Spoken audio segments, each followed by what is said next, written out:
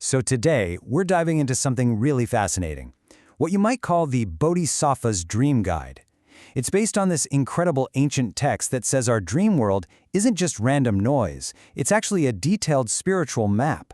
We're going to use this guide to explore the Bodhisattva's path and, maybe even decode some of the dreams we have at night. So let's just start with this question. What if your dreams really were a map of your spiritual progress?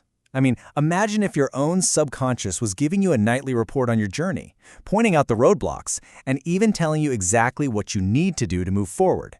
I know, it sounds a little bit like science fiction, right? But it's actually the core idea of an ancient Buddhist scripture.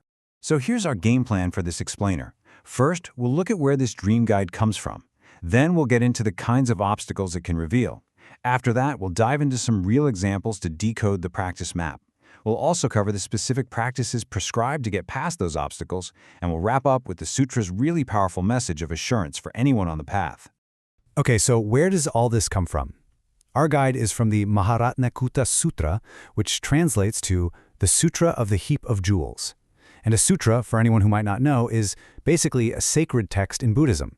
This one is this huge collection of texts, and hidden inside is this incredible system for spiritual diagnosis. You can really think of this part of the sutra as a kind of spiritual checkup. It uses the symbolic language of dreams to figure out exactly where a practitioner is on their journey. This path is divided into 10 stages or grounds. It's like having a clear curriculum, especially for beginners, that tells you where you are, what's getting in your way, and exactly what you need to do next. All right, so if our dreams are a map, what kind of challenges are they pointing out? Well, the sutra boils them down into two main types of spiritual obstacles that show up when we're dreaming. Let's break those down. First up, we have what are called karmic hindrances. You can think of this as spiritual baggage or debt that we're carrying from unwholesome actions, whether from this life or past ones. It's like an echo from our own history, and it can pop up in our dreams as a kind of warning sign. The second type is called demonic karma. And let's be super clear here. Don't let the name throw you off. We're not talking about literal demons with horns and pitchforks. This is all about disruptive forces. They can be internal, things like doubt or laziness, or they can be external. Either way, they're here to test your commitment and your diligence right here, right now. Okay, so this is really the key thing to get. Karmic hindrance is all about the past. It's a consequence of old actions that needs to be cleared up. Demonic karma, on the other hand, is a test of your practice in the present. So one is a debt, the other is a test. Getting this difference right is everything when it comes to reading this dream map correctly. All right, this is where it gets really interesting. Let's see how this all comes together as a super practical map. We're going to look at a few really powerful examples straight from the sutras to see how it uses specific dreams to diagnose specific problems on the path. So, the sutra will give you a line, just like this one. If a bodhisattva dreams of being among swords, that's a pretty vivid, unsettling image, right? So what on earth could that mean for someone on a spiritual path? And check this out. The diagnosis is incredibly specific. This dream suggests that a practitioner, who's likely on the first or fifth ground, is surrounded by unwholesome companions. It's a textbook example of a karmic hindrance. Past connections are creating problems right now. The dream is basically a direct warning about their spiritual environment. Okay, let's look at another one, and this one is even more intense. If a bodhisattva dreams of being bound and about to be killed, whoa. Yeah, a dream like that would definitely get your attention. And this is a perfect example of that difference we were just talking about.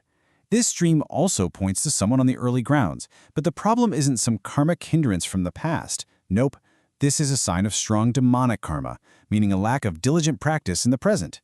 The dream is a massive wake-up call to step up your effort. But, not all of these diagnostic dreams are scary nightmares. Some can seem, pretty normal on the surface, but they still hold a really deep meaning. For instance, if a bodhisattva dreams of climbing a mountain. So again, this points to someone on those same early grounds. But the obstacle here is so much more subtle. It's not about your friends or your effort, it's about your attitude. This dream signifies that the practitioner is showing disrespect to their spiritual teachers. It's a karmic hindrance created by the ego. Okay, so the sutra tells you what's wrong, but does it just leave you hanging? Absolutely not. This is where the guide turns into a hands-on, practical manual for your spiritual growth. And for every single one of these dream diagnoses, The sutra gives you a specific, actionable solution. It doesn't just point out the problem, it gives you the exact practice you need to purify that hindrance and get back on track.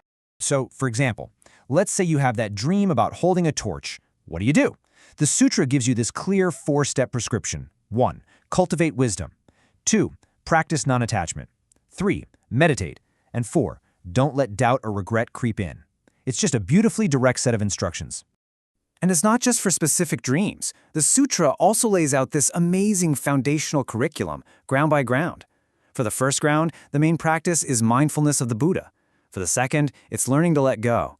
The third is about really listening to the teachings. The fourth is about upholding them. And for the fifth, the focus is on understanding emptiness. It's a complete, progressive map for your practice. And this isn't just for the first few steps. We're talking about a detailed roadmap with specific instructions and dream signs for all 10 grounds of the Bodhisattva path, all the way to the finish line, to the very edge of full enlightenment. So you might be thinking, wow, this sounds like a pretty tough journey, right? With all these obstacles and practices. But this is the best part. The sutra doesn't end on a warning. It ends with this incredibly powerful sense of assurance.